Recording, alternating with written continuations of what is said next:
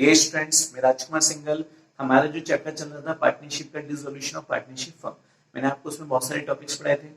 तो हमारा जो टॉपिक चल रहा था कि in the absence of balance sheet, मतलब बैलेंस शीट के एब्सेंस में हम डिसोल्यूशन कैसे करेंगे। तो हमने बताया था कि सबसे पहले हम मेमोरेंडम बैलेंस शीट बनाते हैं। तो मैं आज उससे रिलेटेड एक सवाल है, ये जो सवाल है हमारा कि आरबीएससी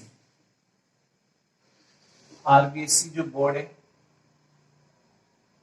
उसमें ये आरबीएससी बोर्ड है 2019 में, ये कितने मार्क्स का आया था? 4 मार्क्स का। 5 मिनट का सवाल है लेकिन कितने मार्क्स का था? 4 मार्क्स का। तो ये हमारा 2019 की जो बोर्ड हुई थी, 19 का जो पेपर हुआ था उसमें कितने मार्क्स का था? 4।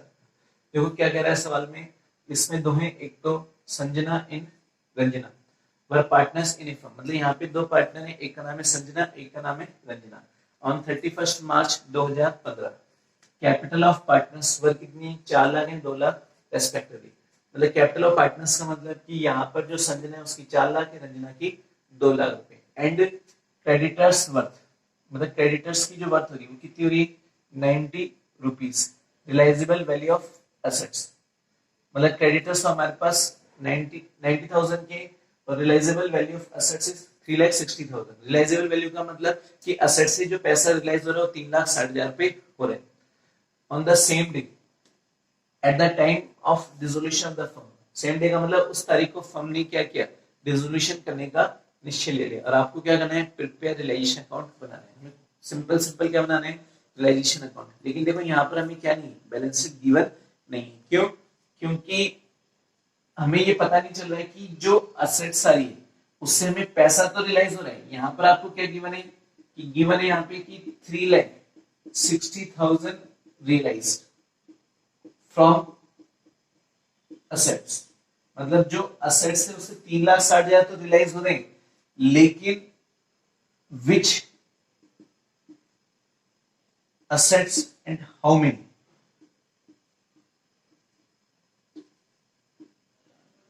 हाउ मेनी अमाउंट, कि कौन सी एसेट्स और कितने अमाउंट की। हमें क्या पता भाई? हमें ये तो पता है कि भाई एसेट से 3,60,000 रियलाइज हो रहा है। हमें देखना पड़ेगा भाई कितने अमाउंट की एसेट्स थी जिससे हमें 3,60,000 पे रियलाइज हो रहे हैं। तो इसका मतलब यहाँ पर हमें प्रॉपर इन्फॉर्मेशन है, तो हमें क्या बनानी पड़ेगी?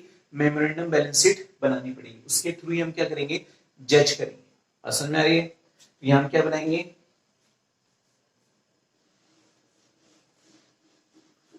मेमोरेंडम बैलेंस शीट बनेगी। तो सबसे पहले हम यहाँ पे क्या बना रहे हैं? मेमोरेंडम।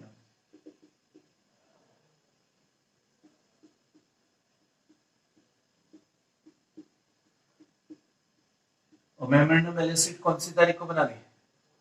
चाहो तो डेट लिख सकते हो, क्योंकि 31 मार्च की तारीख में हमने क्या किया? डिसोल्यूशन करने का डिसीजन लिया। तो यहाँ पर क्या लिख देंगे? As on 31 March 2015।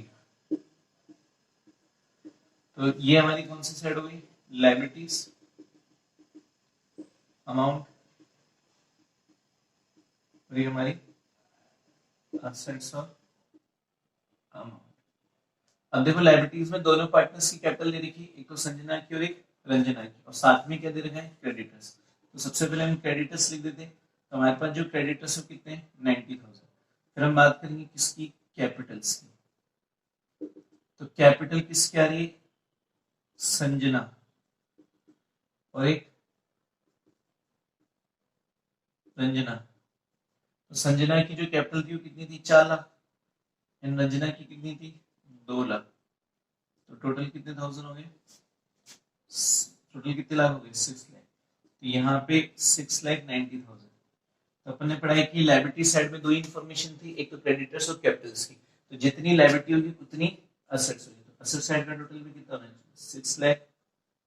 6,90,000 होना चाहिए। अब यहाँ पे कुछ नहीं कह रहा कि कैश कितना है, तो ये मान के चले हमारे पास कोई एसेट्स नहीं, तो इसका मतलब जो डिफरेंस आएगा, अब इसमें ये भी नहीं पता कि कौन से एसेट्स है, तो उसको हम एक नाम दे देंगे सन्ड्री एसेट, जो मैंने आपको पहले ही बताया था। ये हमारी क्या जाएगी? Balancing figures. कितने लाख? 6,90,000। तो कहने का मतलब जो असेट्स है वो 6,90,000 की थी, उससे पैसा कितना रियलाइज हो रहा है? 3,60,000। अब हम क्या बनाएंगे? Realisation account. तो मेमोरेंडम बैलेंस शीट क्यों बनाएंगे? क्योंकि हमारे पास लायबिलिटी की तो इन्फॉर्मेशन थी लेकिन असेट्स की नहीं थी। मैंने आपको बताया था कि बैलेंस शीट के कॉन्सेप्ट में दोनों साइड का टोटल क्या होना चाहिए, इक्वल। तो आज हम क्या कराएंगे कि डेबिट का टोटल अगर 6,90,000 है तो क्रेडिट का भी हो, लायबिलिटी साइड का 690 है तो असेट साइड का भी कितना होगा, 690 होगा। और जो डिफरेंस आएगा वो हमारी सन्डी असेट्स आएगी, क्योंकि इसमें और कोई इन्फॉर्मेशन नहीं। क्लियर हो गया? इसको हम क्या बोलते हैं, मेमोरेंडम बैलेंस शीट।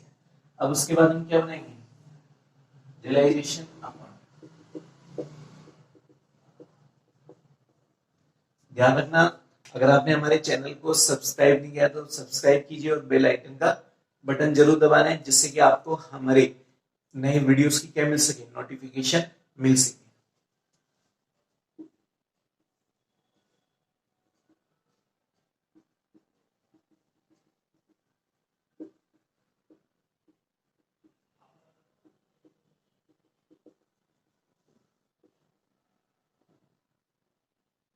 ये हमारी डेबिट साइड हो गई क्रेडिट। अब हम बात कर रहे थे रिलेशन की, तो रिलेशन में सबसे पहले हम क्या करेंगे, असेट्स को क्लोज करेंगे। तो यहाँ पर आपको डिटेल में तो देंगे ना, तो सारी असेट्स कहाँ चली जाएगी, रिलेशन अकाउंट में। तो क्या लिख देंगे, टू सन्ड्री असेट्स अकाउंट 6,90,000। अब जितने भी क्रेडिटर्स लायबिलिटी, तो लायबिलिटी में ओनली क्या दे रखे हैं, क्रेडिटर्स, कैपिटल तो जाती नहीं, तो बाय साइड में क्या लिख देंगे, बाय क्रेडिटर्स अकाउंट कितने से, 90,000। अब असेट से रियलाइज हो रहे हैं तो बाय कैश अकाउंट, और यहाँ पे क्या लिख देंगे, रियलाइज्ड कितना, 3,90,000, सॉरी 3,60,000। अब देखो सवाल में क्रेडिटर्स के बारे में कुछ नहीं कह रहा कि क्रेडिटर्स को कितना पैसा चुकाना है।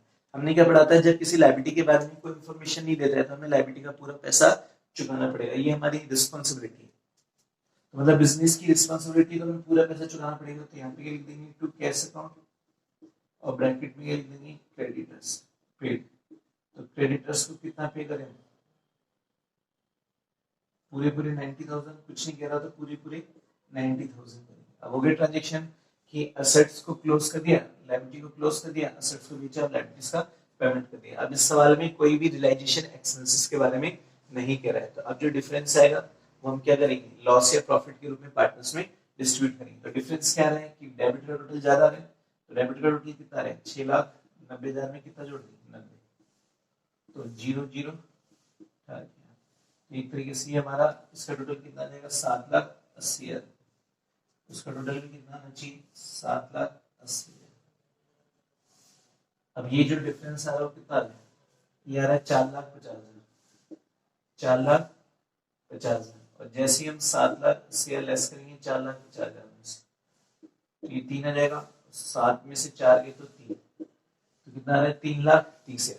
अब देखो सवाल में कोई इंफॉर्मेशन नहीं कि संजना और रंजना कि कौन से रेशो में प्रॉफिट या लॉस को डिस्ट्रीब्यूट करती है। जब कुछ नहीं होता तो हम इक्वली बांटते हैं, तो इस 3,30,000 को दोनों पार्टनर्स में हम क्या करेंगे,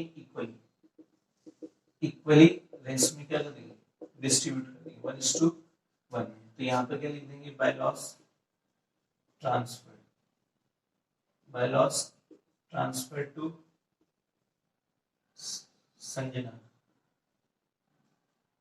संजना's कैपिटल। तो संजना को लॉस कितना मिल जाएगा, 1,15,000। बात किसकी होगी, रंजना's कैपिटल कितना रहेगा, ये भी 1,15,000। अब दोनों को जोड़ के कितना लिख देंगे, 3,30,000। 3,30,000 बात समझ में आ गई? तो बहुत इजी सवाल था, कितने मार्क्स का था, 4 मार्क्स का। करना कुछ भी नहीं था, हमें यहाँ पर क्या करनी थी, मेमोरेंडम बैलेंस शीट बनानी थी, उसके बाद सिंपल रियलाइजेशन अकाउंट बनाना था। मेमोरेंडम बैलेंस शीट क्यों बनानी थी, क्योंकि हमारे पास लायबिलिटी की तो इन्फॉर्मेशन थी लेकिन असेट्स की इन्फॉर्मेशन नहीं थी। मतलब कि जो हम असेट्स बेच रहे हैं वो कितने रुपए की बेच रहे हैं, असेट जो बेच रहे हैं वो कितने रुपए वाली असेट्स बेच रहे हैं। तो हमने बैलेंस शीट के कॉन्सेप्ट से निकाला सन्ड्री असेट्स, और बाद में क्या किया, रियलाइजेशन अकाउंट को कंप्लीट किया। तो प्रॉफिट कितना आ गया, प्रॉफिट तो आ नहीं रहा, लॉस आ रहा है। दोनों पार्टनर्स बियर करेंगे, संजना और रंजना। तो संजना बियर करेंगी 1,50,000 और रंजना बियर करेंगी 1,15,000। तो टोटल कितना हो गया, 3,30,000। डियर स्टूडेंट्स, हम एक और सवाल लिखते हैं। हमारे पास क्या कह रहा है कि A and B work in a partnership 3:1। इसका मतलब ए और बी पार्टनर थे 3:1 में। They agree to dissolve the firm, मतलब उन्होंने एग्री किया फर्म को डिसॉल्व करने का। The assets other than cash of 2,000, मतलब 2,000 कैश को छोड़कर जो असेट्स थी ऑफ द फर्म उससे रियलाइज कितने होने 1,10,000। तो कहने का मतलब यहाँ पे कैश को छोड़कर बाकी जो असेट्स होगी उससे रियलाइज कितने होने 1,10,000। The and other particulars of the firm on that day were as follows. Other का मतलब कि यहाँ पे अदर कुछ इंफॉर्मेशन थी फर्म की, तो कह रहा है कि क्रेडिटर्स कितने थे 40,000, एस की कैपिटल कितनी थी 1 लाख और 20 की कितनी थी 10,000, लेकिन 10,000 कौन से डेबिट बैलेंस और पी&एल का यहाँ पे क्या है डेबिट बैलेंस। रियलाइजेशन एक्सपेंसेस मैंने आपको बताया था कि जब फर्म का हम डिसोल्यूशन करते हैं तो उस समय हमें कुछ खर्चे करने पड़ते हैं, वो कितने की 1,000। Creditors were settled in fully settlement at 38,000, मतलब क्रेडिटर्स का हमने पूरा 38,000 में पेमेंट कर दिया। आपको क्या बनाना है प्रिपेयर रिलेशन अकाउंट। तो रिलेशन अकाउंट बनाने से पहले हमें क्या बनानी पड़ेगी मेमोरेंडम बैलेंस शीट। क्यों? क्योंकि हमारे पास प्रॉपर इंफॉर्मेशन नहीं है। तो हम यहाँ पर सबसे पहले क्या बना रहे हैं मेमोरेंडम बैलेंस शीट।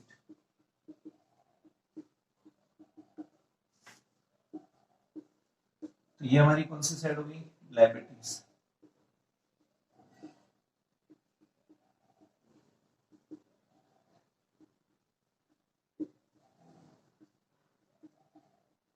ठीक है, अब बात कर रहे थे हम मेमोरेंडम बैलेंस शीट की। तो जब मेमोरेंडम बैलेंस शीट बना रहे हैं तो हमारे पास लायबिलिटी साइड में क्या क्या इन्फॉर्मेशन है। एक तो क्रेडिटर्स कितने का है 40,000 और यहाँ पर क्या कह रहा है इज कैपिटल, ए की जो कैपिटल आ रही है कितनी रही 1 है और कोई इन्फॉर्मेशन नहीं, ना तो लोन वोन है ना रिजर्व है, कुछ नहीं।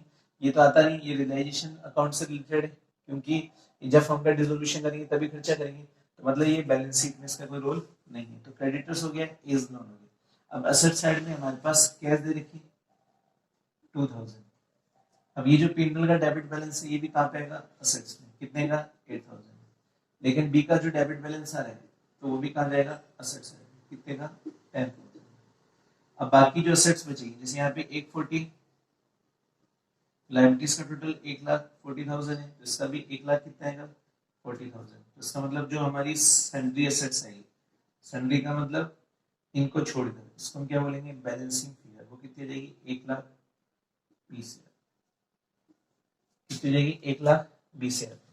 आगे बात समझ में कि यहाँ पर लायबिलिटी साइड 1,40,000 थी तो असेट्स भी कितनी 1,40,000, जिसमें से 20,000 रुपए की तो हमारी गिवन है, बाकी जो बचेगी वो क्या जाएगी अदर सन्ड्री असेट्स आ जाएगी जो कितने की 1,20,000।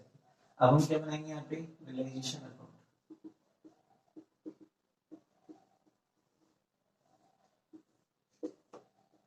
तो पहला कॉलम किसका है हमारा पर्टिकुलर्स, फिर अमाउंट और यहाँ पे लिखेंगे पर्टिकुलर्स और फिर दो साइड है, ये हमारी क्रेडिट साइड हुई डेबिट साइड। तो अब जब रिलेशन अकाउंट बना रहे तो इसमें तो डेबिट साइड हो गई क्रेडिट साइड हो गई। तो रिलेशन अकाउंट क्या कहता है कि सबसे पहले असेट्स को डालना। अब देखो कैश जाएगा नहीं, पी&एल जाएगा नहीं, पार्टनर्स कैपिटल जाएगी नहीं, ओनली क्या जाएगी सन्ड्री असेट्स। तो क्लोज करेंगे ना तो यहाँ पे क्या लिख देंगे टू सन्ड्री असेट्स 1,20,000 की। फिर उसके बाद किसकी बात करें क्रेडिटर्स और एज कैपिटल। लायबिलिटी साइड से ओनली क्या जाएगा क्रेडिटर्स, बाय क्या लिख देंगे बाय क्रेडिटर्स कितने का 40,000। अब सवाल में क्या कह रहा है कि भैया assets realise the assets realise of the firm कितनी 1,10,000 है, मतलब हमारे पास जो असेट थी उससे पैसा कितना आ रहा है 1,10,000। तो बैंक कैश अकाउंट लिख देंगे, ब्रैकेट में क्या लिख देंगे असेट्स रियलाइज्ड, कितना पैसा आ रहा है 1,10,000। आगे बात समझ में। अब उसके बाद क्या रहा है कि क्रेडिटर्स को हम पूरा पैसा चुका रहे हैं लेकिन उसका फुल सेटलमेंट कितना करें 38,000 में, तो टू कैश अकाउंट आ जाएगा और ब्रैकेट में क्या लिख देंगे क्रेडिटर्स, और क्रेडिटर्स का पूरा सेटलमेंट कितना हो रहा है 38,000। फिर टू कैश अकाउंट फिर क्या लिख देंगे हम एक्सपेंसेस। तो हमने रिलेशन एक्सपेंसेस कितने पे किए थे 1,000 की। ओके, तो कहने का मतलब क्या हो रहा है कि हमारे पास जो असेट्स की रिलेशन में डाली, जो लायबिलिटी थी वो रिलेशन में डाली, असेट्स का असेट से पैसा वसूल हो गया, लायबिलिटीज हमने पे कर दी। इन दोनों का ट्रीटमेंट पार्टनर्स कैपिटल अकाउंट में होता है, रिलेशन अकाउंट में नहीं होता है, और कोई ट्रांजैक्शन नहीं है। तो अब हम क्या करेंगे रिलेशन अकाउंट को क्लोज करेंगे। जब क्लोज करेंगे तो ये हो जाएगा 1,59,000 और ये भी कितना है 1,59,000। मतलब जो डिफरेंस आएगा वो कितने का आएगा 9,000 का, तो मतलब डेबिट का टोटल ज्यादा और क्रेडिट का कम है, तो मतलब 9,000 का क्या हो गया लॉस। उस लॉस को ए और बी कौन से रेशो में बांटेंगे 3:1, तो बाय के लिख देंगे बाय लॉस